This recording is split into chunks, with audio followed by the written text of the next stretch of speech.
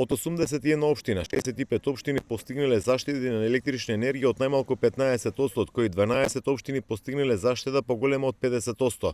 Вака потенцираше министерот за економија Крешник Бектеши, презентирајќи ги податоците за заштеда на електрична енергија кај општините согласно препораките од владата на Република Македонија. 16 општини не постигнале заштеда од 15%, од кои само 3 имаат поголема потрошувачка во октомври оваа година споредбено со октомври минатата година, а останатите 13 општини имаат намалена потрошувачка, но не постигнале заштеда од 15%, посочи министерот за економија Бектеши. Административните згради на председател на Република Македонија, Собранието, владата, министерствата, ЕСМ, МЕПСО имат остварено намалена потрошувачка на електрична енергија во просек од 29%, што е повеќе споредбено со вкупната заштеда од 20% остварена во септември ова година.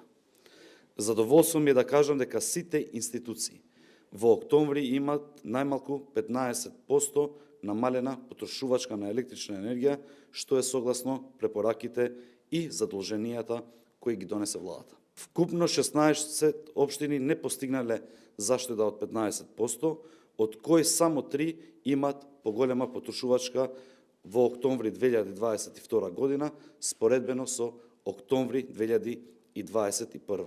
А останатите 13 општини имаат намалена потрошувачка, но не постигнале заштеда од 15%. Овие податоци за заштеда на електрична енергија, порача Бектеши, покажуваат дека доколку сме сите рационални и не трошиме безпотребно електрична енергија, може да се направат големи заштеди. Упати апел до сите компании и до граѓаните рационално да се користи електричната енергија.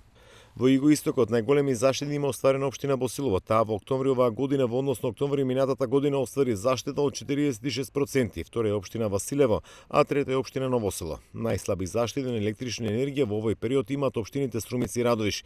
Тие изнесуваат под 15%, додека останатите општини од Југоистокот се над 15%, согласно препораките на владата за заштеда на електрична енергија во време на енергетска криза.